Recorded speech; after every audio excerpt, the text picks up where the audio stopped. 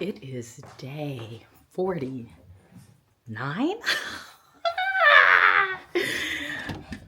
I swear, I don't know why I can never remember.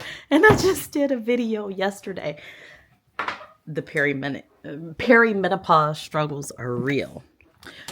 So, you guys, welcome. Guess what I did today? I started getting my clothes together. I'm in my closet, started getting my clothes together for this trip. Yeah, I did. Look. All right. Put my lady stuff over there. So this is my closet. It's a bit, I don't know. It's a closet. But this is all of my stuff that I started getting together for my trip. The suitcases stay over in here. This is my little travel section of my closet. See ya. Out of office. Got the globe. Just all my travel stuff. I put this over there. You know, you never know, you might need an ace bandage. But this is, my stuff. And I've started getting ready. I feel rather good because I have jeans and pants, items that I feel like I can mix and match. You know, when I went to Thailand, I just had dresses because I felt like, dresses were the easiest. Come on, y'all. But in reality, that means with dresses, you got to have one for each day. Do I have two dogs? No. I do. Okay.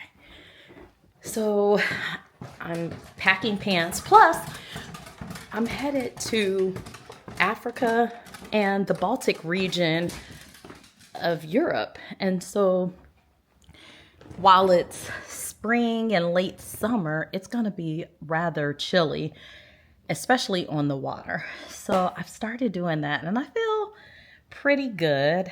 I've not looked anymore at my hotel stay. I did do a search on what's happening in London during the time period that I'll be there. And there are quite a few things going on in Wimbledon that has piqued my interest. Like, go to a Wimbledon match? Pinkies in the air. So, that's it. Haven't done much else. I did do a nest check earlier. Ma'am, can you stop squeaking? Thank you. So, like I said, Wimbledon has piqued my interest. What's crazy, y'all? I have been on this YouTube binge of this channel called Mentour Pilot. And basically, it's a former pilot who talks about air incidents and like accidents in the air industry, in the travel industry. It's very interesting and informative. I don't know. Learning a lot, maybe more than I probably should. So let me back it up. Squirrel. I did do a nest check. Mocha threw me off. See, the whole perimenopause brain is fried. So I did a nest check. It looks like Jane girl is only going to lay 4 eggs for this brood. I checked yesterday, I checked today, so that's been 2 days in a row that I've checked. I expected to see 5 eggs yesterday, only 4, and then again today. So I think 4 is it, because if there were going to be any more, I think I would have seen it by today. I've not really heard them. They've been pretty quiet today. I actually, was able to pull out the big ladder and get up there. But it's interesting how high they have the nest built up so that even on a ladder, I can't look in. And so it's just, I think, extraordinary how they're able to, build this nest in such a way that it protects from predators and people that, shouldn't be there. So that's that. Mr. just landed. He is back in the 317 and headed home. I think we're probably going to go see Devil Wears Prada 2 because we watched the first one again over the weekend before he left. And that's it. I'm just taking it easy. Like I said yesterday, the hormones are doing their thing and I'm just trying to ride the wave. I really think that perimenopause is a bitch. I'm just going to be honest. Like, I don't feel like myself. I don't even know what myself is anymore. And it's a motherfucker. Woo! I dropped the MF. Yeah, I did. Seriously, it just, goodness gracious, it's a lot. If you're a woman that's right at that age, you already know I'm preaching to the choir. If you're not there, get ready, sis. Okay, because it does some things. It. Oh my goodness. Bless my husband. Bless my family. Bless everybody that has to interact with us women going through perimenopause because it's not pretty. I don't know how I'm going to deal with myself. I was excited though, or not excited, just feeling better because some of my Chiang Mai sisters have been reaching out, giving me information as far as like suggestions for London and just, giving me tips so that I can breathe because I feel like, what the fuck have I done? In terms of booking this massive solo trip. And it's a lot. It's a lot. I think, oh my goodness, when it sounds like a good idea at the time and then you start marching towards it and it's like, okay. And honestly, I'm a lot further along than tomorrow will be 3 weeks until I get ready to fly out. I think I just need to get maybe some t-shirts, a couple of things, but I have what I have. And like I told you before, I'm not that real glamorous girl. Fashion and all of that is not my thing. I'm all about the travel, about the experience. I want to look presentable, but am I going to be Devil Wears Prada, fashionista? No, that's not me. That's not it at all. I just want to get on and not be struggling like I was in Thailand. I need to share some of that footage with you because it was a hot mess. It was a whole hot mess. And I was making it through the airport and it was hard. It was stressful. It was everything but easy. So I don't want to do that again. I don't even know what I thought in terms of this 100-day journey and what I was going to share with you because right now I am in the midst of it where I'm just like, oh my goodness, what am I going to talk about? The pressure is on and it's not the best feeling, but I'm going to get through it. I'm going to figure it out. And eventually I'm going to have 1,000 subscribers. I'm putting that out there. I'm putting it out in the universe. I did watch a video on someone else who had taken a world cruise, and it was her 5 things that she didn't expect on the cruise. And so she did say that she expected to be bored and have like a lot of downtime, but it was anything other than that. She was, you know, pleasantly entertained and all of that. So, yeah. This is it, y'all. Let me double check. Shoot. I'm embarrassed. And I go through this every day. I should know this before I start talking to you, like what day it is. I gotta look at my YouTube channel and see what day yesterday was. That is just how bad the perimenopause brain is. It is so fried. Or maybe it's just my brain that's fried. I don't know. What did we talk about yesterday? Anybody else got perimenopause brain where you got CRS? Can't remember shit? Or is it just me? I think it's day 48.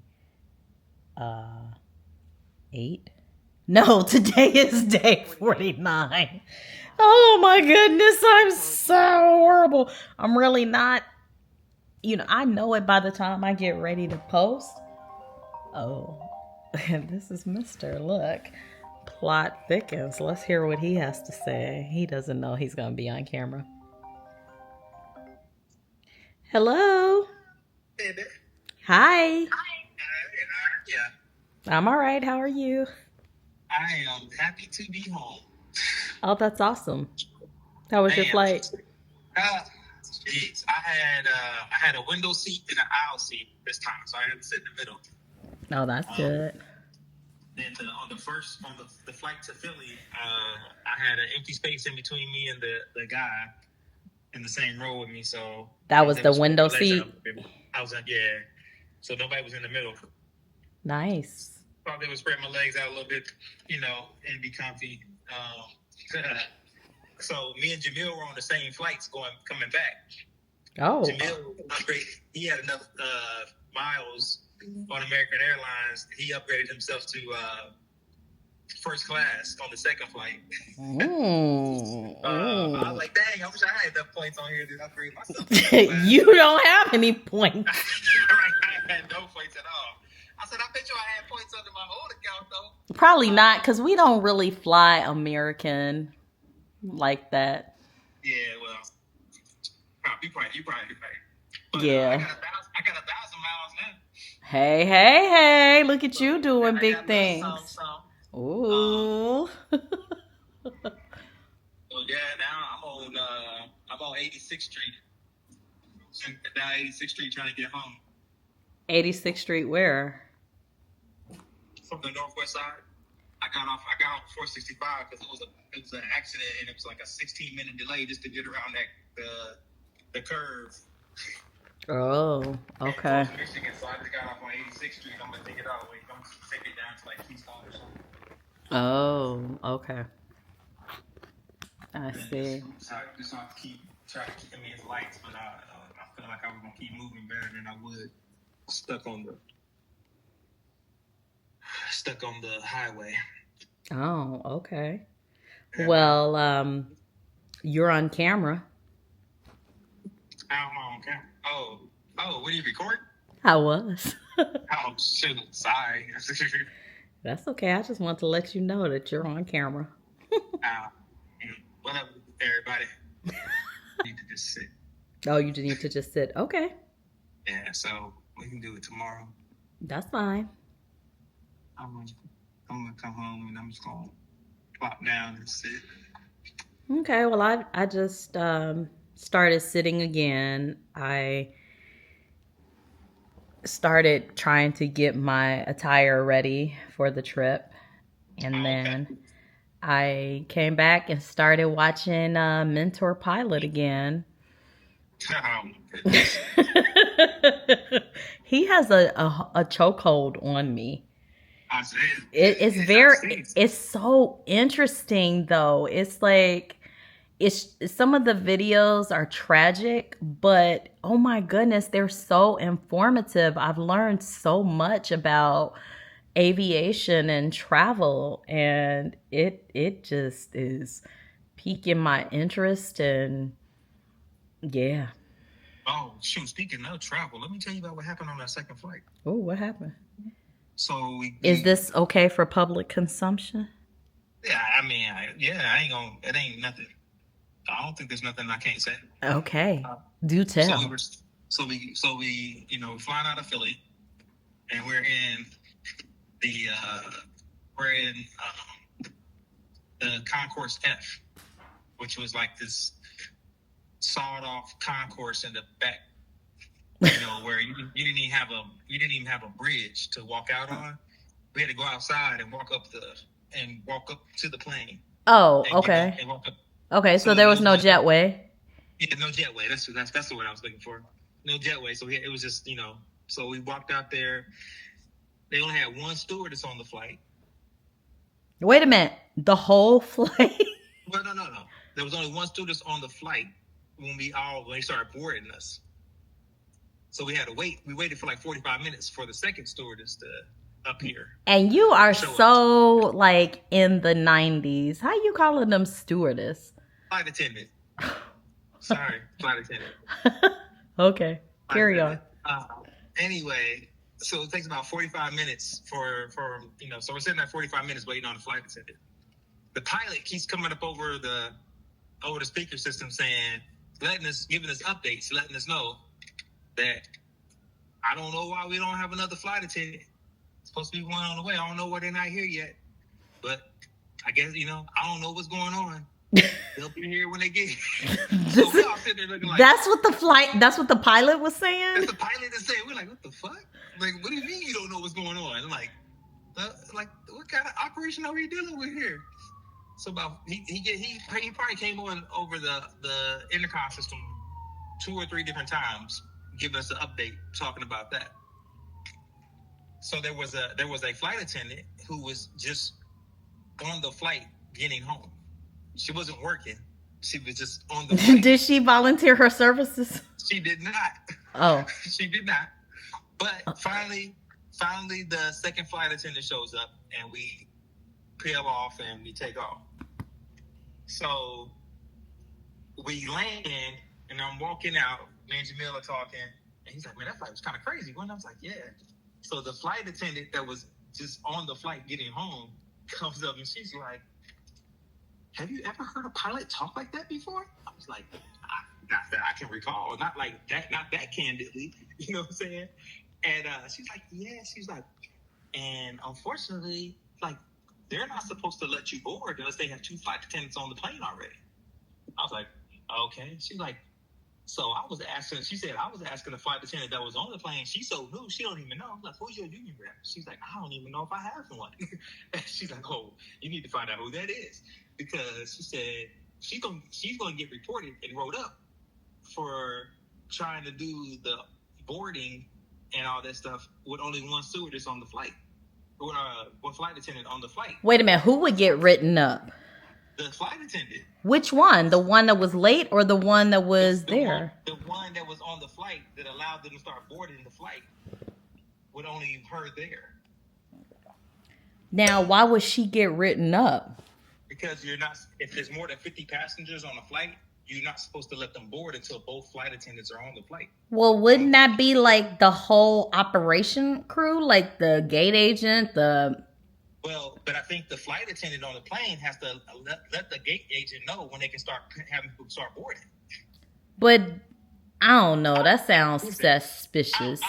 Because, I mean, it would seem like the gate agent, because, okay, with my limited knowledge and experience, when the cabin crew gets to the gate, they're checking in with the gate agent, and the gate agent is letting them on the flight. And so the gate agent would know that there's only one flight attendant. And so the gate agent is the one who lets them on the flight. Look, I'm not arguing for or against. I'm just telling you what was being said. Because we were asking, like, we were like, who would get rolled up? She was like, or who would get reported? She was like, the flight attendant. We was like, what?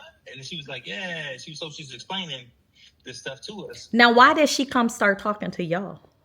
Because we were talking about the flight and being like, man, that's crazy. Like, I mean, but she just like interjected herself. She overheard us talking, and while we were walking, and she kind of walked up while we were talking, and then just kind of like chimed in. Yeah, she just kind of interjected into the conversation because she overheard us talking about the pilot coming over the announcer and being like, I don't know what's going on. I don't know why we don't have, our other flight attendant, and but we're just gonna hold out and wait for him to get here. So how many passengers were on the flight, you think? Oh, easily 60 or so. Oh, so it was just over that 50. Yeah, it was like, it was a pretty full flight, but it was a smaller plane, right? It only had 2 rows in the. Oh, so was it a Republic Airlines flight? It was American. No, I mean it's American, but it's operated by Republic. I don't know. Okay. It said American Airlines on the flight. Yeah, but Republic is their regional carrier, typically for like Delta, American. Okay. Yeah, I don't know, but anyway. So we finally take off, we land, and so we were having that conversation, and we were just kind of like, yeah, that was a little interesting. She's like, if anything were to go wrong, I would have stepped in, Well, ma'am, why didn't you? You gonna let your teammate get a write-up when you were there and could have offered your services? Anyway. Swan like American Airlines.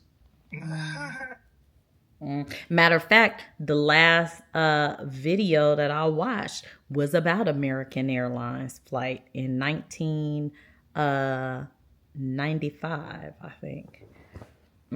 Pilots ran into the side of a mountain down in Colombia. Oh my goodness, here we go. I know. What you done seen recently on your show? Look, it's got me by a chokehold. Heather Hornfeld. For a period of time. I know, this perimenopause got me by a chokehold. I was just talking about that and how I feel, and just, yeah. But anyways, we made it safely. Well, that's awesome. I'm glad y'all made it. That's all that matters, So I'm just trying to get home so I can sit down. Alrighty. Well, I'll be here, and everybody, the furry babies are excited. We'll be excited to see you. Okay. They probably won't move. Nah, probably not, but they probably gonna be like, oh, he back. Does that mean we can't sleep in the bed no more? Possibly, perhaps. Ain't no possibly. I know for a fact they've probably sleeping in the bed. Oh, they've absolutely been sleeping in the bed. I know they have been. You said it yesterday that they could, that last night was going to be their last night. And, yeah. Yeah, so they don't possibly. I know you've been letting them sleep in the bed. Well, it started the first night before I washed the sheets, before I changed the sheets. I was like, oh, the sheets are dirty. I'm going to let them. I mean, they only stayed on top of the comforter. They didn't get underneath the covers or anything. Because, I draw the line. Is that right? Yeah. You draw the line? Yeah, they can't get underneath the covers. That's like that's invasive, and I stops. They can sleep on top, but they don't need to be underneath. Yeah, they're we're all chilling. That's it. Rico and Jane have 4 eggs. Oh, they got 4 eggs already? God, no. I was expecting 5. Today has been the second day that I checked and expected that there would be 5, but there haven't been. So I think this first brood is just going to be 4 eggs for babies. Yep. Gotcha. Mm-hmm. Yeah, no, that's so it starts, I guess. Well, alrighty. I won't hold you up. Alrighty. Well, get back to you recording, and I'll see you in a little bit. All right. Well, you tell the YouTube subscribers and viewers, good day. Good day.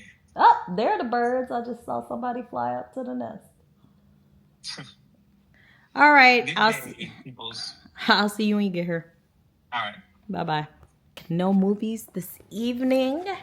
I'm going to get back to my Mentour Pilot with Petter. That's his name. Petter Hornfeld. Look, he's got 2 million subscribers on this channel. And I have learned so much, specifically about like delays and things and just the logistics that take place for, you know, your air travel. It has been so eye-opening. I mean, whew, it's been a lot.